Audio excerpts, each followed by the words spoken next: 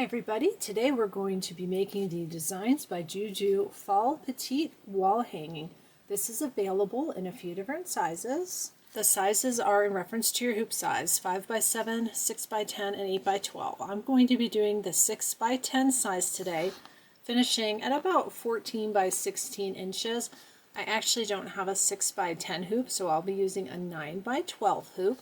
I've already pulled out my fabrics. I'm using fabrics from the Autumn collection by Holt. It's a big fat quarter bundle. These I didn't use. This is the selection of fabrics that I picked, and I did not incorporate any red. You'll see the one on the instructions here has some red. I opted to leave out the red. I've got orange, green, yellow, gold, and a variety of neutral backgrounds. We're going to be doing a couple of extra things today that aren't in the instructions. When I went through and looked at this, I thought there were a couple blocks that could use some background quilting. These blocks here, and then right here above the stem on the pumpkin. So I purchased the Designs by Juju Acorn 2 quilting files, and I'll show you how to add those to these blocks. I think if you're making the 5x7, it's pretty small, you don't need it, but as this gets bigger, I feel like this empty space really could use a bit of quilting. I've already gone through the instructions. I made notes next to each block as I was prepping to help me keep this straight, and I circled the size that I would need. So when you pick your size, look through your blocks, look through the instructions, make sure you mark which one you're cutting so you don't cut the wrong thing. Everything I have is already prepped. I'm going to do traditional binding, not the binding bringing it around to the front, but I will be adding the hang tabs, so I'll show you how to calculate your binding and how to add those tabs. I've pulled some threads. I may end up needing more, but I'll show you what I've got pulled. I'm using Floriani threads today. This will be for some background quilting and probably the Acorns. Same thing for this. This is the first pumpkin detail for mine, the large pumpkin. I picked a gold colored fabric right here. My smaller pumpkin in orange, and then my 2 leaves on the pumpkin. And I'll probably be using these same thread colors throughout. I'll be sure to show the threads as I go so you know what I'm using. This is also on one of the pumpkin leaves. These are my fabrics for block A, which is the pumpkin. We've got block B right here. This is the one that says Fall in Love. Block C are the Acorns. Block E are those patchwork blocks. We're going to be adding quilting to that. Block D has blowing leaves. And my binding and tabs, I picked this nice brown with the leaves on it. All my fabric except for the tabs and the binding, I put fusible on the back. I used Pellon SF101 for my fusible. My batting is Hobbs 80-20. It's 80% cotton, 20% polyester. These are cutoffs from quilts that I made. And I'm trying a new stabilizer today. This brand was recommended to me by actually a couple people. This is HBI Products. This is their no-show mesh machine embroidery stabilizer. I'm going to give that a try. I've never used this before. I'm opening it here on camera. Let's give it a feel. Oh, this is really nice. This is extremely comparable, at least by touch, to the Kimberbell Light Mesh Cutaway. I've never used any of the Designs by Juju stabilizer, which I think are new. I think they just released those, but I'm looking for things that are a little more economical. This was a good buy. I did buy it on Amazon. I know some people don't like Amazon, but there's not a lot of shops really close to me, so that's where I got this. I'm going to get this loaded into my 8x12 hoop. I think I might have said 9x12. It's 8x12. 8x12 hoop. I will go ahead and load this, hand tighten, and screwdriver tighten. Anything I'm using, I will link below.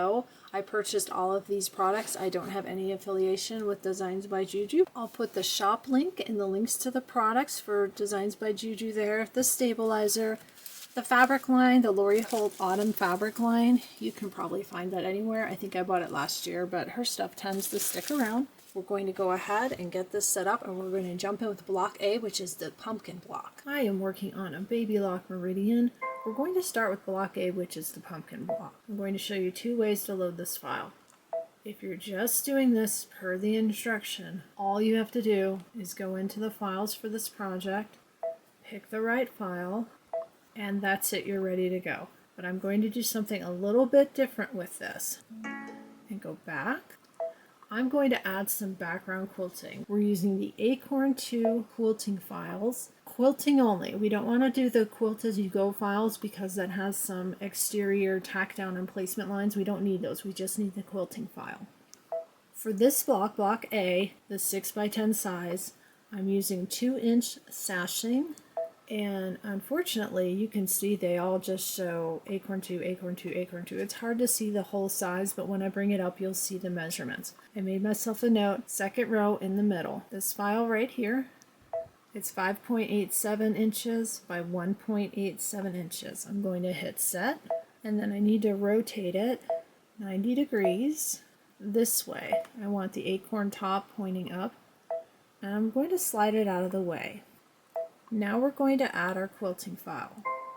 So we'll go back, Fall Petite Mini Wall Hanging. I'm doing the 6x10, we're doing block A. You can see that this quilting file is a little bit big for the background, but we can change that. I'm going to drag it down, get it right about where I want it. I'm going to hit edit, and I'm going to size it down. I'm going to use this button here where it sizes it down both horizontally and vertically at the same time. That's as far as it will go, which for this block for me is fine. And then you can use this to move, or you can drag and drop. I'm going to go ahead and use the arrows. It shows it over the pumpkin, but we're not going to stitch it over the pumpkin. I'll show you how to get it into the right order. I'll have the nice acorn right here. The little leaf looks like it's coming right out of the pumpkin stem, which looks really nice. We'll have the little swirl, a little leaf, and a little bit is going to stitch off and will get trimmed, but that's okay. That's just a squiggle. I'm going to hit OK. I'm going to save this to my machine, just in case, and we're going to get started. Now you'll notice the first thing that comes up is the embroidery file because that's the first thing I loaded. We don't want to stitch that out first. I'm going to go to that needle minus plus, and we're going to start here with our batting placement. So the first thing we'll stitch is batting placement, then we'll place our batting, and we'll do a batting tack down and trim, and I'll do all this on camera. Then there's a fabric tack down. Then instead of starting the applique process, after we tack down our background fabric, I'll go back to the top, stitch out the quilting, and then I'll go back through the tack down and placement steps, and we'll start our applique. So for right now, this is how it's loaded. Let's skip the quilting. Let's do our batting placement line. I have a generic neutral thread on my machine, beige. I do want to say again, as I'm loading this and feeling this, this is very soft. I think I might do a quilt as you go quilt and use this. It's not going to make the quilt stiff at all. Let me know if you'd like to see a quilt as you go quilt project. Let's stitch out our batting placement line. Once your placement line has stitched, grab your batting, cover that placement line. If you're going to have a neutral fabric over this, look for things like dog hair, cat hair, if you've got any kind of pet. Sometimes the Hobbs batting has little flecks. It's natural cotton, so if there's a really dark fleck, I'll go ahead and pull it out. This is ready to go. I'm going to go ahead and stitch the tack down. Once it's tacked down, you want to trim everything outside the tack down line. I've got some nice generic brand curved applique scissors. I'm going to use those. Got this trimmed. Now there is no fabric placement line. They use that tack down line as the fabric placement line. I'm going to place my fabric, make sure I completely cover that batting, and then I'm going to stitch the fabric tack down line. The fabric's tacked down. We're going to back up and do our background quilting. You can see the next step is the beginning of the applique. I'm going to hit the needle minus plus. I'm going to go up. This button here advances or goes back by each thread color.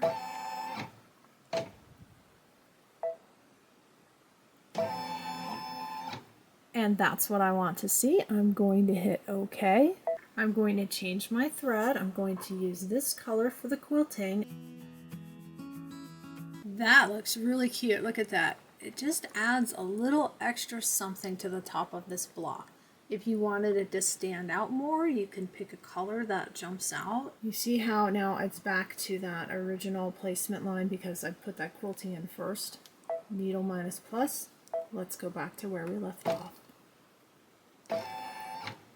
And that's right where we want to be. This is the outline for the large pumpkin. I'm going to switch to the color I'm going to use for the large pumpkin. Designs by Juju does have separate files with all their thread colors. I just kind of wing it as I go. So I'm going to put this on and we'll stitch this applique outline. At this point, if you're following with your instructions, you'll notice that it just says to use the applique method. They do that in their instructions. They don't step by step this, but that's fine. On my screen is the same outline. That's going to be a fabric tack down. I'm going to grab my pumpkin fabric, make sure I completely cover that line. I am going to place a piece of tape at the top. I don't think it's going to move, but just in case, I want to make sure that this stays. I'm going to stitch the tack down line. Once your tack down line has stitched, go ahead and trim everything outside of the tack down line. The Designs by Juju does all the fabric tacking down first and then goes back and does the detail stitching. After we trim this, the next step is going to be the placement line for our second pumpkin, the small one that goes here. I've got that all trimmed. I'm going to switch my thread color to the orange and we're going to stitch the placement line for our small pumpkin. Now we're going to put our fabric down. I'm going to tape this. This is just Kimberbell paper tape. Once you've got your fabric in place, you're going to stitch the tack down. That's all tacked down. I want to go ahead and take off my tape, trim everything that's outside of that line. I've got that trimmed. We're going to start on the leaf. First outline we're doing is this leaf here on the left. I'm going to keep it like this and have my darker fabric here and my lighter fabric here. I'm going to switch to this color green. This is my darker green. My placement line for my dark leaf is stitched. I'm going to go ahead and put my fabric down and then we'll stitch the tack down. Once that's tacked down, same thing, do your trimming. After I have that trimmed, I'm going to switch to the lighter green and I'll stitch out the placement line and I'll place this fabric, tack it down, and trim. We have all our applique pieces down. We're going to start stitching out the detail stitches. We're going to start with the large pumpkin detail. I'm going to stitch that in the brown gold color.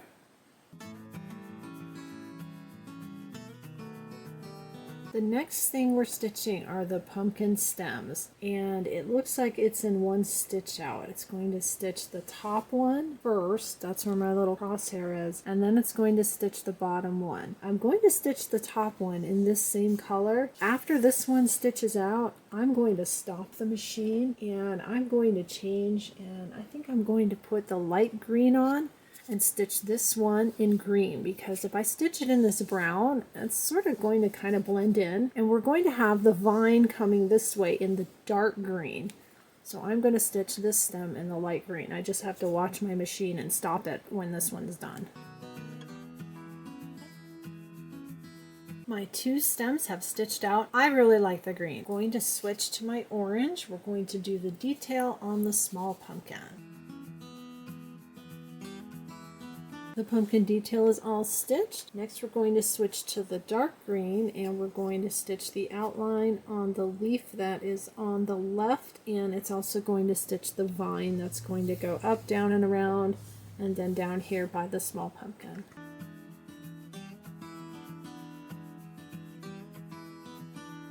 Next up is the light green outline. I will say I've got a little bit of a gap in the green. Right down the center of this leaf, I can see some of the orange stitching in between. I'm using a Schmetz non-stick 8012 needle. Usually I don't have that problem. I'm going to go ahead and leave it. If I wanted to, I could go back and re-stitch some of this and it might cover that up, but I'm just not overly concerned about that. I'm going to switch to the lighter green and we're going to stitch the detail on the light green leaf. The leaf detail has stitched. We've got a couple more things to stitch out on this block. We've got a little, looks like a little baby crow sitting here. I went ahead and pulled a yellow for the beak. This is the color that I picked. Not too bright, but bright enough to stand out against the golden background. The little beak stitched out. I've got black here for the bird. The bird body has stitched. There's a little tiny dot that stitches next for the eye. That's the last thing we're going to stitch for this block. Let's get a look at this block. There are a couple things that stitched a little odd. The first is right here that just stitched on the bird block. The eye, I could pick a different color, but the pumpkin is coming out from behind on this. I might put a little gemstone, little rhinestone or something, or a little bead on there to make that eye stand out. That would look really cute. And then I have this little gap right here. I already talked about that. That's okay. The rest of it stitched out really well. We'll do all of our block trimming at the end. We're going to move on to block B, which is the one that says Fall in Love. We are on block B, the Fall in Love embroidery block. Let's bring that up. And I'm doing the 6x10 version right there. Ready to go. This is all embroidery. All you have for this is your background fabric. I'll be changing the colors as I go. I'm just going to look and see what's stitching and pick a color since I'm not doing any red. We're going to start with the same thing we did at the beginning. We're going to do a batting placement, tack it down, trim it, and then our fabric will go down and get tacked down, and then we'll start the embroidery. So the first few steps are the same. I'll go ahead and set those to music, and then we'll work through the embroidery together. The first thing on this design that's going to stitch out are the little wind swirls in the background. I'm going to use the light brown, light gold color.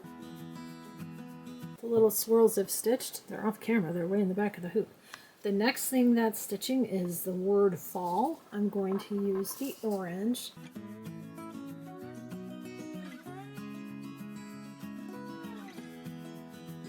Next up is the word in. I'm going to use the yellow that I pulled for the bird beak. Next up is the word love. I'm going to use the dark brown gold color.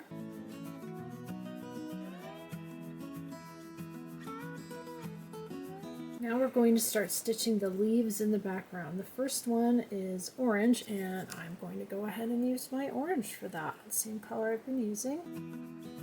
We're going to stitch out 2 leaves. In the pattern, they're red. I'm going to use my dark green. Oh, it looks like I forgot to turn on my camera for the stitching. I just stitched out the 2 green leaves. Sorry about that. We've got another leaf that's going to stitch up here. I'm going to use the yellow for that. We've got another leaf that's going to stitch out here. I'm going to go ahead and pick the yellow. It's got it marked as the darker brown.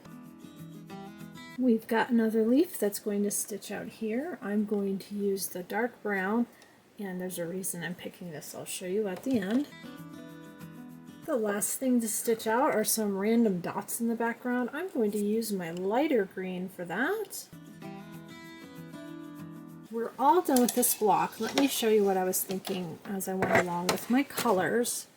The first leaf that I stitched out was the orange leaf, and after it's stitched I realized it was right next to the orange fall. So then as I went along, when I got over here, I picked yellow and brown. I feel like that way it looks a little bit more intentional. This is done. We're going to move on next to block C, and we need to make 2 of those. Those are the acorn blocks. Let's bring up our acorn blocks. I'm doing this 6x10, and they already have both of them set, so it'll fit 2 of them in the hoop. You don't have to duplicate anything. It's going to go through the one on the left and then the one on the right. So we'll go ahead and we'll work through the first one together, and I can do the second one off camera because it's going to be the exact same thing. And just like before, I'll go ahead and set the beginning to music. It's going to be the same steps. I've got my neutral thread on my machine. There's going to be a batting placement, a batting tack down. You'll trim your batting, and then you'll place your fabric, and your fabric will tack down, and then we'll go through the next steps together. Once your fabric is tacked down, we're going to start with the quilting and the embroidery. The first thing that's going to stitch out is the swirls. They're in the background. I'm going to use the light gold color. This color blends in really well with this background, and I originally thought I would use this for the bottom part of the acorn, but I think I'm going to go with the gold for that, so now I need to hunt down a different color for the acorn cap. The quilting has stitched. We're going to stitch the bottom of the acorns. I'm going to use this golden brown that I've been using.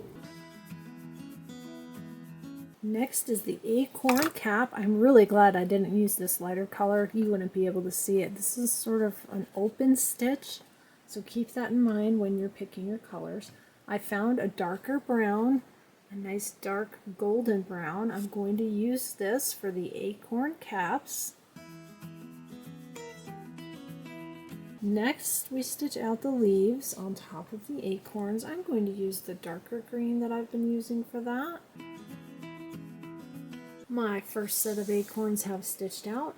I'm going to stitch the second one off camera. You may have noticed when I placed my fabric, I slid it over that way because I know there's going to be another one here. If this is in the way, I'm going to fold it and tape it up. I'll stitch this one off camera since you just watched this one being done. I'm going to stitch it with the exact same colors. I've got both my acorn blocks stitched out. You'll see I have some extra fabric here and extra here. When it comes to assembly, we don't trim right on the stitch line. We leave a seam allowance. I believe they like to leave 1/2 inch, but I only need 1/4 inch, so we'll talk about that when we trim our blocks.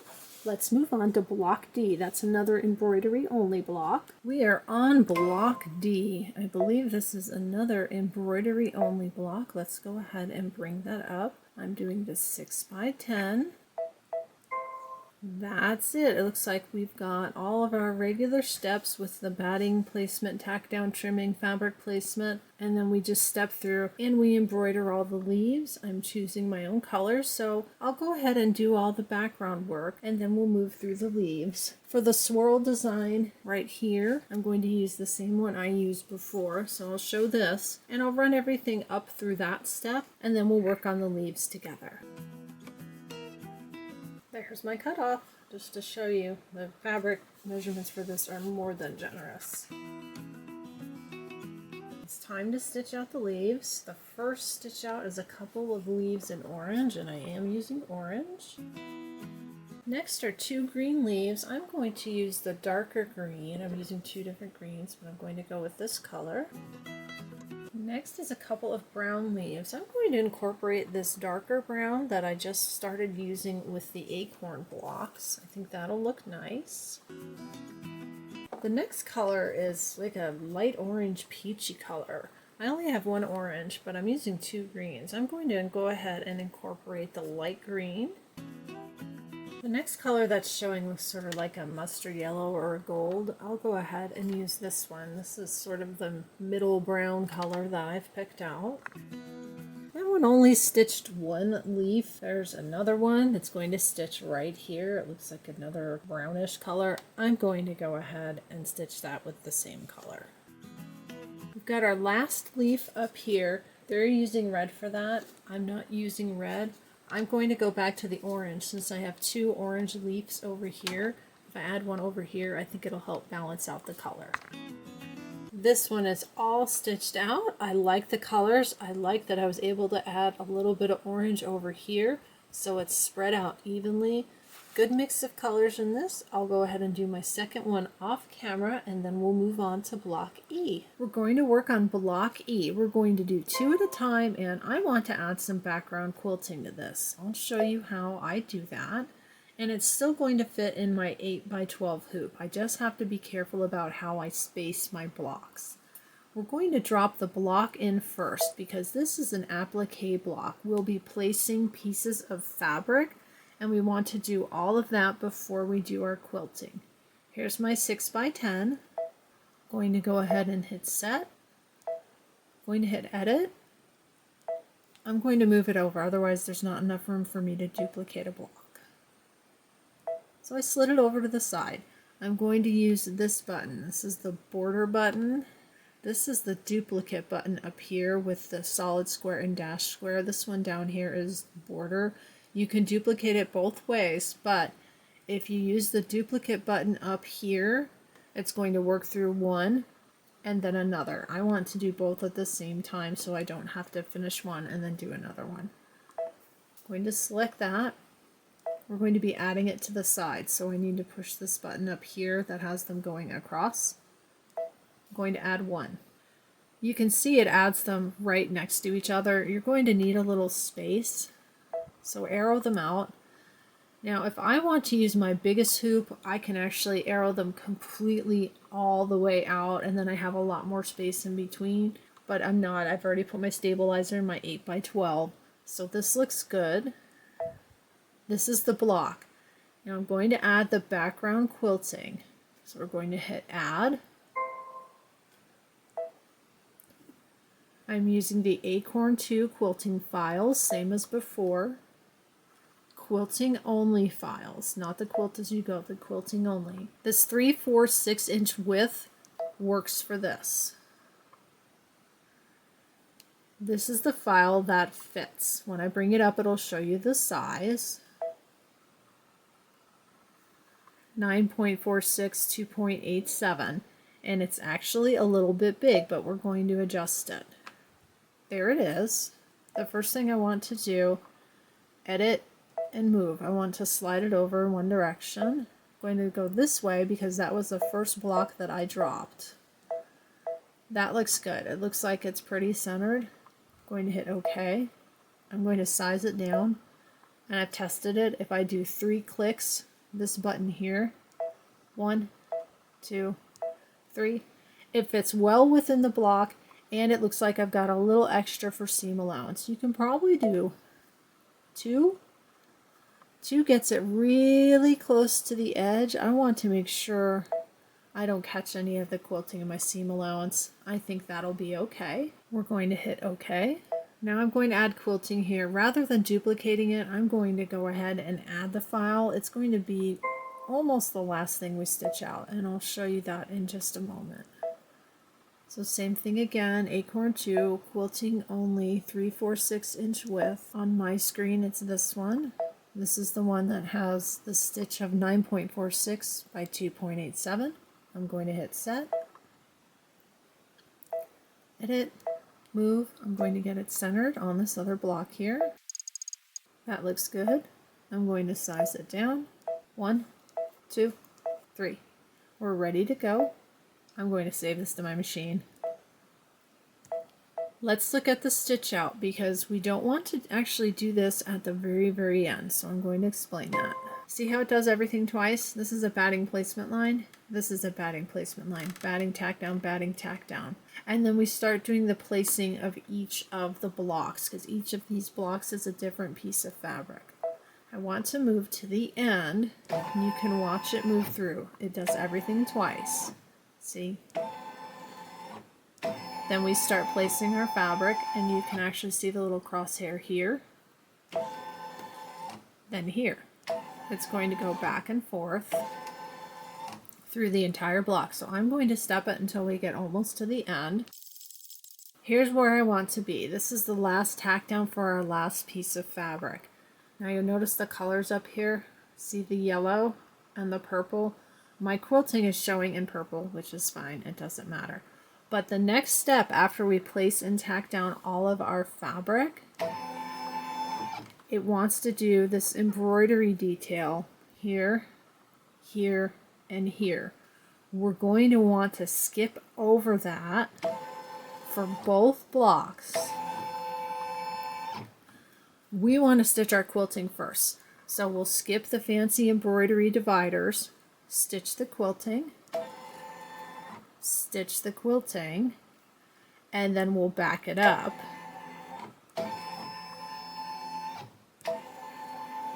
And the final steps will be the fancy embroidery detail on the very top. Unless you want your quilting to go over the embroidery detail. I don't want to do that. I want the fabric to be quilted and then to have the embroidery go over the top. We'll go ahead and step through these blocks together. I am going to work on both at the same time. I stepped back to the beginning. The first thing we're going to do is stitch out the batting placement lines, and we'll be stitching out for both blocks. I put my neutral thread back on my machine. Let's stitch the batting placement lines. We're going to place our batting and do the tack down. What's funny is if I didn't cut this ahead of time, I could have gone to the scrap bin and cut this a little bit wider, and I would have had enough to do one piece of batting for both, because you're going to trim this. But as it is, I'm going to go ahead and place both my pieces, and we are going to trim these after we tack them down. Make sure you've covered your placement lines. Watch out for dog hair. Once you've got your placement lines covered, go ahead and stitch the tack down. Once your batting is tacked down, go ahead and trim all the extra that's outside the line. Everything is trimmed. We're going to start working with our pieces of fabric. I'm going to use one color throughout for all of the placement. I'm going to use this light gold beige color that I've been using, and I'll probably use this for the background quilting as well. When I get to the part where we do the little embroidery lines, I have to pick another color. I'm not sure which color to pick yet. I've got my thread changed. We're going to stitch the placement line for fabric 1. The placement lines are stitched. My fabric 1 that I picked is this orange. Now I don't want to center it because I've got the 2 blocks next to each other. I could, but then I would have to tack this one down, stop, fold it up, get it out of the way. What I'm going to do is split the difference. They can touch in the middle, that's fine. I have plenty of room here for my seam allowance. At the end, when we're trimming our blocks, they say 1/2 inch. I use a 1/4 inch seam allowance, so this is something to keep in mind. If you want a larger seam allowance and you want to do both at once, you might want to add a little more space in between your blocks, but this will work for me. I'm going to go ahead and tape them here and down here, and then I'm going to put this back onto the machine. I've got it loose right now, and we're going to stitch the tack down line. Let's measure this now that I've got that little line that's stitched. I've got my ruler here. I've got from the end of the fabric, here's 1/4 inch, here's the thread. So it's close. I probably could have scooched these out a little bit more. Let's check the other one. I have more than 1/4 inch. So I'm good. Please keep that in mind if you're doing 2 of these in your hoop. If you're working with a 1/2 inch seam allowance, you're going to need a bigger hoop and you're going to want to scooch them further apart. The next thing it tells us to do is to trim the fabric toward the top. I really don't have a whole heck of a lot of fabric here. That was not intentional. The next line we're going to stitch is a placement line for fabric 2, which is going to go right about at the same place, and we'll be placing fabric 2 right sides together with this and then flipping it up. We're going to create a seam. I don't feel like I need to trim this. All of my fabrics have fusible. I'm going to go ahead and skip the trimming since there's not a whole heck of a lot of fabric here, and I'm going to stitch my placement line for fabric 2. The line that just stitched looks like it's just inside the seam line. So the instructions say we're going to be working with our fabric 2 to position our fabric right side down parallel to the placement strip. So here's my fabric 2, right side down parallel to the placement strip, and I need to watch my center here and make sure I give myself enough fabric so I can trim this later. And then it tells you to extend the fabric 1/8 to 1/4 inch over the placement line.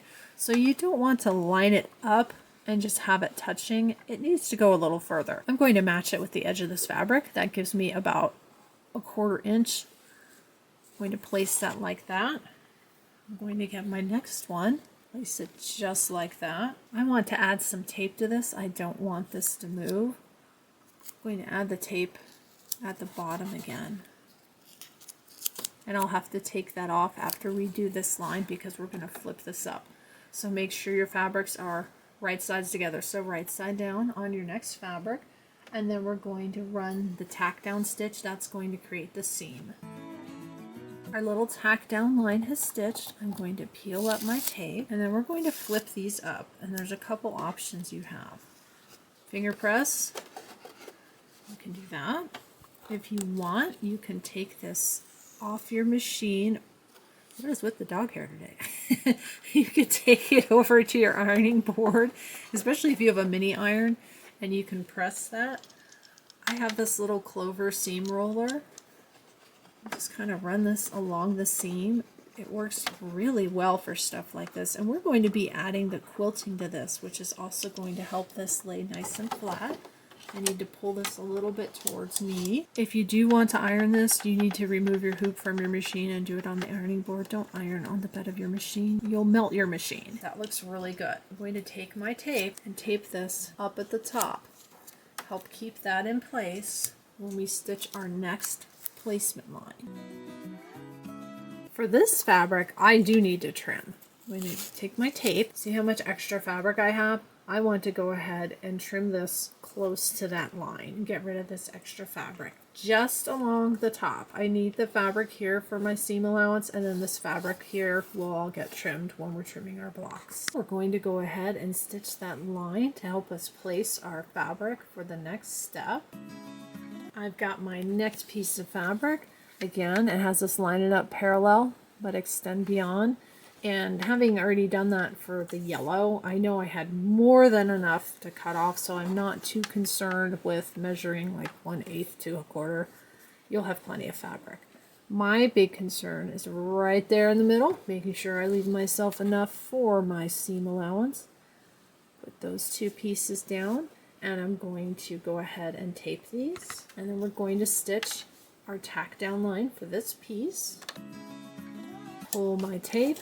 Flip these up, give them a press with my fingers and my clover seam roller here, just like before. Flip, finger press to get it started, and then use my little roller. I'm going to tape these at the top, and we're going to stitch that little rectangle box again. Hold this piece of fabric in place and get ready for our next piece.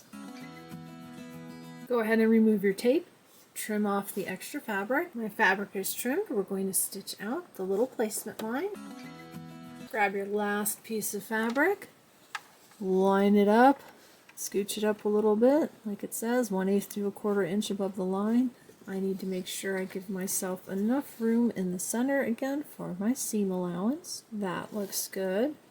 I'm going to tape that right here, and we're going to stitch that line that's going to hold this down and serve as our seam. Go ahead and remove your tape, and you're going to flip these up and press them. We've got one more little like rectangle tack down stitch. So flip, press, and then I'm going to tape these right at the top. And we're going to stitch our last tack down.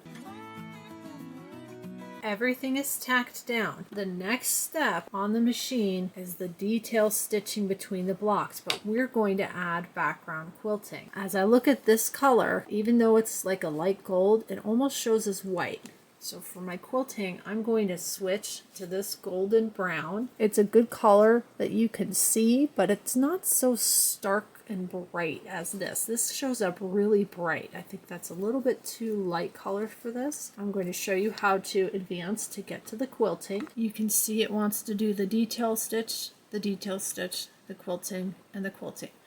You can do it in that order if you want. If you want your quilting to run over the little ladder detail stitches, you can, but I want to do my quilting first and then have these detail stitches lay on top. Needle minus plus.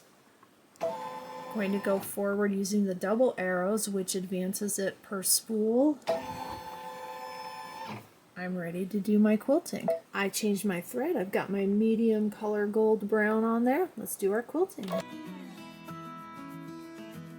My quilting is done. It looks really good. It's hard to see with this lighting, but it looks really nice in that color. I'm going to switch to my dark green. I'm going to use this as the embroidery accent, and then I'll show you how to stitch that out. Here's where we are after the quilting. See how it says finished embroidering? We're at the end of the design. It starts it over, needle minus plus. Instead of going down and going through the whole thing top to bottom, you can go backwards. Quilting, quilting.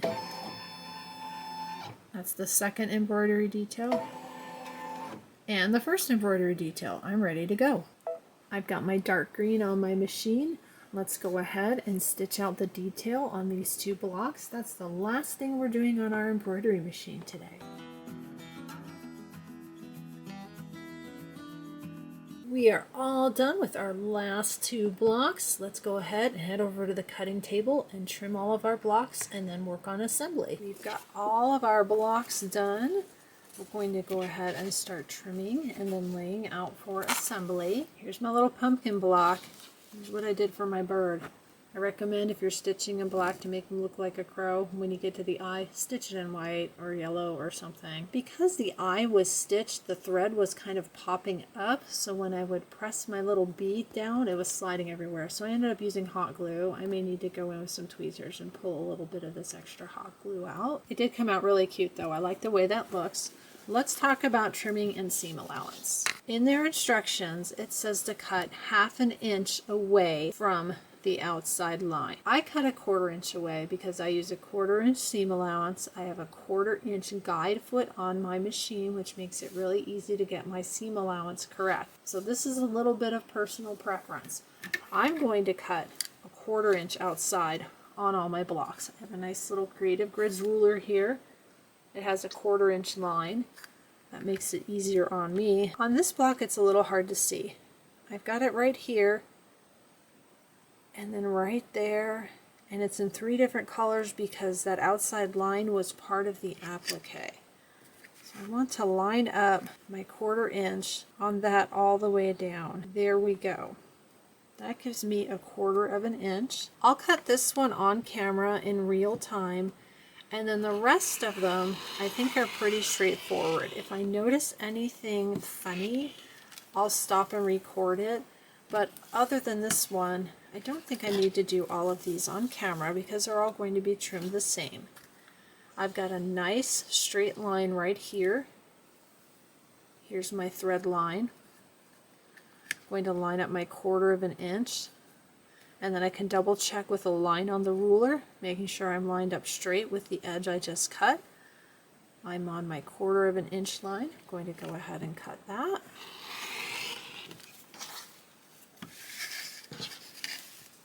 And same thing, so I'm looking for this line here.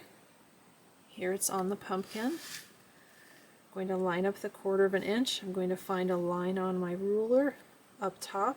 Make sure I'm straight. Make sure I'm straight all the way down. I'm a little crooked, and that's because you've got a little bit of bump here. You're working with a quilted block. If you don't cut it absolutely straight, don't worry about it. It'll go in just fine. Straight. Straight. Let's cut that. And let's make the last cut. You're looking for that line. And again, if you do a 1/2 inch seam allowance, you need to cut 1/2 inch. I'm cutting 1/4 inch because I'm going to use a 1/4 inch seam allowance. That looks good. Here's our first block. This is really straightforward. This is going to be one of the easiest ones to trim. It's a rectangle. When you're trimming blocks where you've got multiples, like here, I like to fold up the fabric, and I want to try and split the difference on my stabilizer. I know I need a 1/4 inch on each side, so I need to get this out of the way and separate that before I do any trimming. You can do that. You can hold this with a ruler. You can go back and tape this if you want. I'm going to just use my hands and show you how I separate this. Be careful. Don't cut your fingers. You can do this with scissors too. You can draw a line and cut on the line if you like. Don't cut your finger.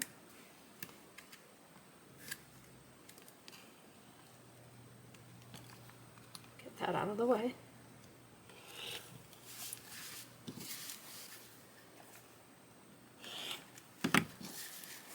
Now these are separated. Oh, missed one little part right there. These are separated, and I can measure that 1/4 inch and cut those all the way around. And then I have the same thing going on with my little leaf block here. The first thing I want to do is separate. Make sure I give myself at least a 1/4 inch on this side, but I've got plenty if I pull that out of the way. Let's separate these together. Use my ruler, get it under that fabric, hold it out of the way. That looks good. And I've got fabric right there. I can hold it sort of like a paperweight. Split that right up the middle. Any stabilizer like this, when I cut off, I save this. This could be used for a 4x4, maybe even a 5x7 if you sew some strips up the side. So save your excess stabilizer. And then the last one I'll have to cut is this one. And we talked about that when I was working on this in the hoop. I need to make sure I've got a 1/4 of an inch. Yep, 1/4 of an inch. 1/4 of an inch, plenty. I'll go ahead and finish all my trimming and then we'll do the layout. All of my blocks are trimmed. Let's start laying out our quilt. You want to refer to the picture. A couple things to consider, particularly with these blocks. I'm going to use this dark brown for my binding, so I don't want to have the brown on the outside and have brown on brown. I want to have the orange on the outside. We're going to start with the top right corner. Our first block is one of these blocks, and I'm going to put mine orange on the outside because I'm going to have that brown binding. Then we have a leaf block. When you look at your leaf blocks, something else to think about, how you want to lay them out, because when you turn them, they're different. What I'm going to do at the top, I'm going to go with the orange in the upper right. These will be the first two that I sew together. I have a 1/4 inch seam allowance. I'll do a 1/4 inch, sew them together, and press. This is the first row. The next row has a couple of steps. We have our pumpkin. I'm going to slide this up. The pumpkin block, you have your fall in love, and then you have your acorns. You want to attach your acorns to the fall in love block first, and then that will fit with your pumpkin block, and then sew on the pumpkin block. So let's pretend that these are being stitched as I'm laying them out. That's where you'll be. You'll have this row and this section done, and then we need the bottom. I slid everything up because everything doesn't fit on camera. For the bottom, we've got one of these in this corner, in your lower right corner. I'm going to place the orange on the outside. Now that does make my little acorn upside down. I'm okay with that. And then the leaf block at the top is this orientation. I'm going to go ahead and flip this. That way it looks a little different. And put that right there. And then I'll attach and sew that. So you'll end up with this as a row. And then you have the center piece. You put these together, attach this to this. And then you have these attached, and then you just attach this to this to this. I'll go ahead and do that off camera. That is just straight seam sewing. I've done another Designs by Juju quilt where I did the sewing on camera and showed you the different kinds of guide foots that I was using. I'll go ahead and link that below. I'll get this assembled and pressed, and I'll show you the back so you can see how I end up pressing this. Here's my quilt top. It almost completely fits on screen this way, so I have it sideways. For this block and this block, they both ended up being a little long. I did trim a little bit, but overall it went together really well. Let's look at the back. I pressed everything open. Here's what my seams look like. When pressing these, you have to be careful, watch your fingers, because each little piece sort of flips. It's not perfect, but we're going to be doing stitch in the ditch. Having these pressed open makes it a little bit easier. I need to pick a backing fabric. I have this nice piece. This is also Lori Holt. This is from the Mercantile line. There's plenty of this for my backing.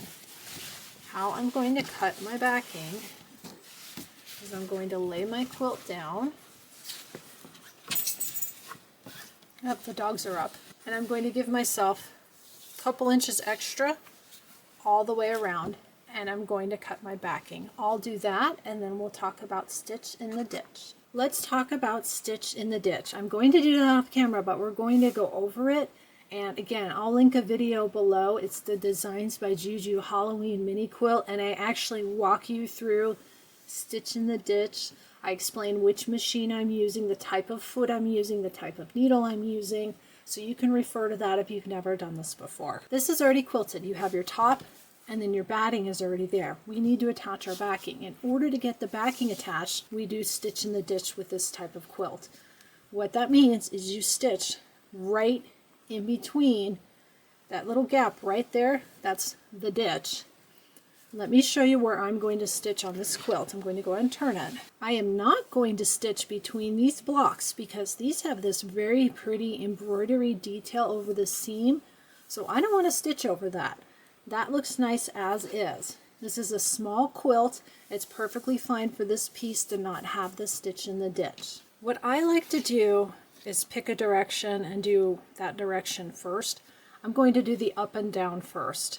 And I can actually see right here, I didn't catch my applique in the seam, but that's okay. I'm going to do my stitch in the ditch and I'll get that anchored down. I'm going to sew this line here,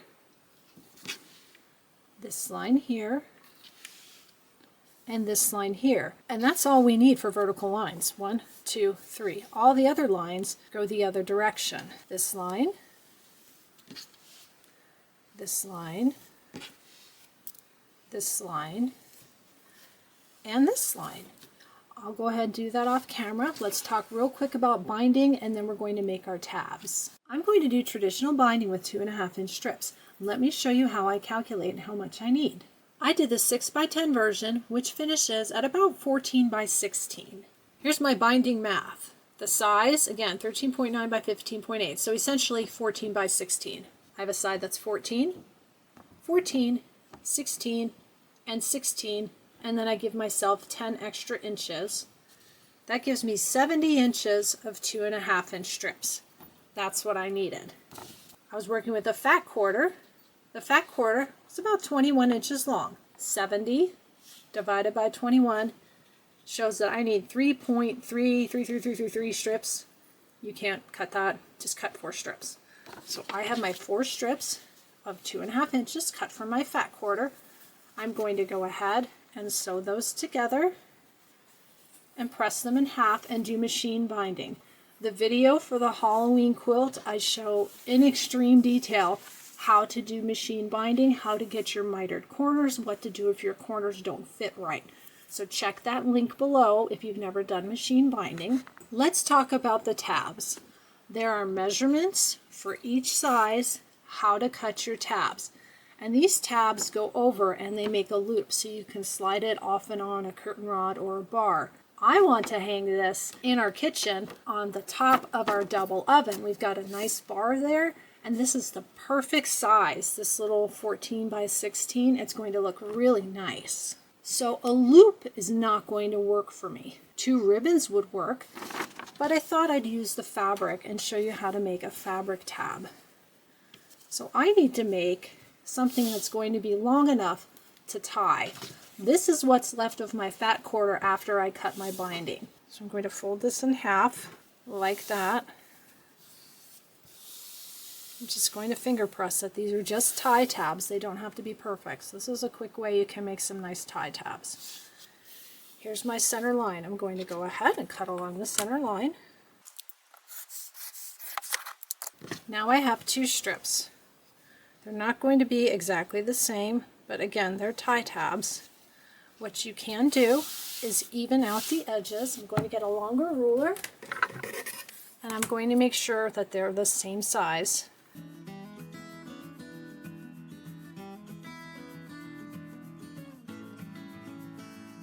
Now these are straight. I need to cut off the selvage edge.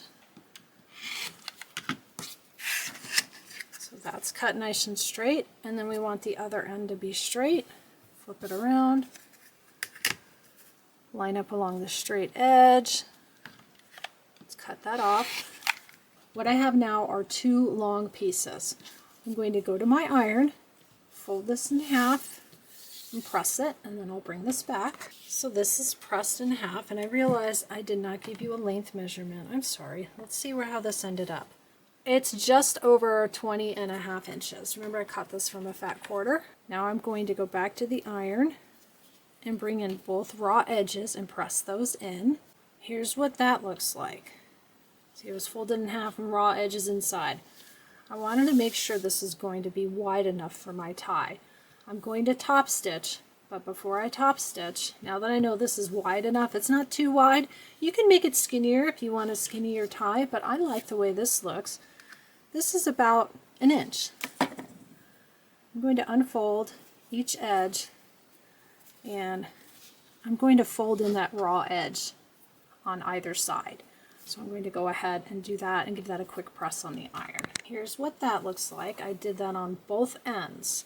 Now when I take this and fold this in half, that's a good length. What I'm thinking as I'm making this is this part, the fold, is going to get sewn into the binding. And the loose ends I can use to make a knot or make a bow where I want to hang this. And then if you decide you want to use this as a table topper, these will just tuck underneath. I'm going to do top stitching on this. I'm going to top stitch all the way around, make sure all my raw edges are tucked in, and I'll bring that back and I'll show that to you. Here's my piece of fabric after the top stitching, and you'll see that it's not perfect. Normally I pick a color to blend in with the fabric, but I wanted this to show up on camera. I just went around the edge, as close to the edge as I could get. It's just to hold the strip together. This is done. I need to make one more, and then I'll show you how I attach this as I'm putting on the binding. My stitch in the ditch is done. Let me show you the back, and I'll actually turn it. This is the top of the quilt. You can see the seam line here and here. This is the pumpkin block, the acorn blocks. This is the Fall in Love, and then my line here and here. Not the best job for me on stitch in the ditch. Normally I do my stitch in the ditch on a big baby lock machine, but it's bumped up against the dog beds and the dogs are sleeping, so I did this on my Juki rather than disturb the dogs. I need to trim this to get rid of the extra backing and get ready to do my binding. I've got that nice 1/4 inch here. I'm going to keep that because I'm going to machine bind, and again the video link is below. What I'm going to do is just get this straight, so a little bit of it's going to come off, and I machine bind by sewing to the back and then bringing around to the front, so this little line will get covered. And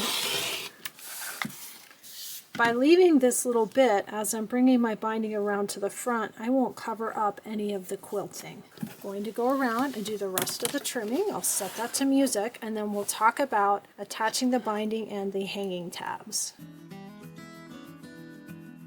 Everything is trimmed. When I do my machine binding, I do the back first, and I do the raw edge. Again, refer to the other video. I literally go step by step around the whole quilt. I just want to show you how I'm going to attach the tabs for this. This is the top of the quilt.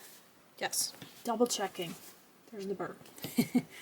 I've got my little hang tabs that I made. I'm going to fold them in half. If it's got an ugly side, I'm going to put the ugly sides together. Fold those in half, and I'm going to look about where I want to place these. I'm going to eyeball it, and then I'm going to measure it. I'm at 2 3/4. Let's make this easy. Let's go, I'm going to go 3 inches.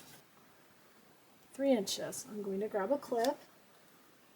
We're going to measure 3 inches this way. I'm going to grab a clip. Clip that in place.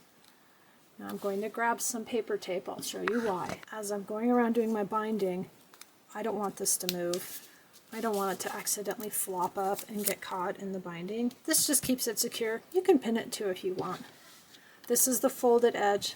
These are the open edges because I'm going to tie this. So when I do my back, it's going to get tacked down here.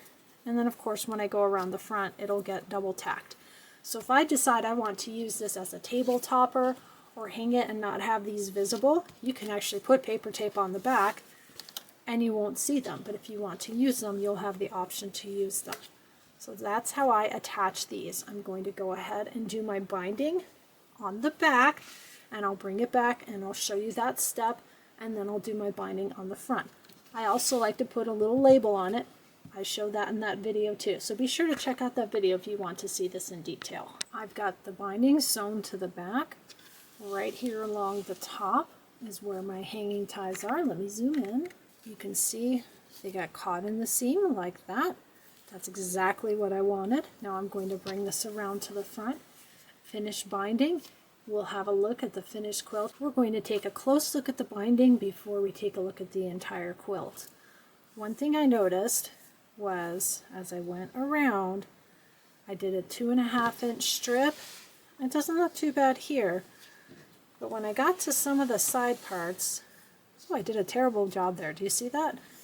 That's awful. I just noticed that. No worries, I can go back and fix it. Anyway, when I got to the side, I caught some of this. I didn't catch any of this. Not bad on the bottom. I hit a little bump here. Again, I was using my straight stitch only machine without a walking foot or any special foot. Normally I don't use that machine for this. That's part of my problem. But this side in particular, I ended up coming really close to the pumpkin, and I lost a little bit of the applique detail here, and you can see half of that leaf is missing. If you're doing traditional binding, I think I would cut these at 2 1/4 or maybe even 2 instead of 2.5. It was just a little bit too big, or you need to allow a little bit extra space on your quilt top. I'm going to go back and fix that awful corner, and then we'll take a look at the whole quilt. That's better. It's still not perfect, but it's better. It fits on the screen sideways. Here's a look at the whole project. It's a little lumpy because those tags are underneath. That's what's bumping it up. It came out really good. I ran into a couple issues along the way. The bird eye, we've talked about that. And I had a little bump in my binding because of the machine I was using. Other than that, I'm really pleased with the way it turned out. Let's get a closer look at some of the background quilting that we added. We added the background quilting to this block. I love it. I love how I can see the acorn right here. That stands out. Most of the rest of it blends in. If I would have gone with the lighter thread, it would have popped out, but I didn't really want it jumping off the quilt. We added some background quilting right here. I am very glad we added quilting to that rather than having that just be a big flat piece. I think it definitely adds to the project. I like all the colors. I even like the funky little eye on my bird. That turned out being okay. I've got my little sparkly gem there. And here's the bottom. And I'm glad I remembered to put the orange on the outside rather than having the brown on the outside corner. Thank you so much for joining me in making the Designs by Juju Fall Petite wall hanging. Please leave any comments or questions in the comments box below. If you've got a project you'd like to see, please leave that there as well. Let's put the whole thing on the screen again. Thank you so much for quilting with me, and I'll see you next time.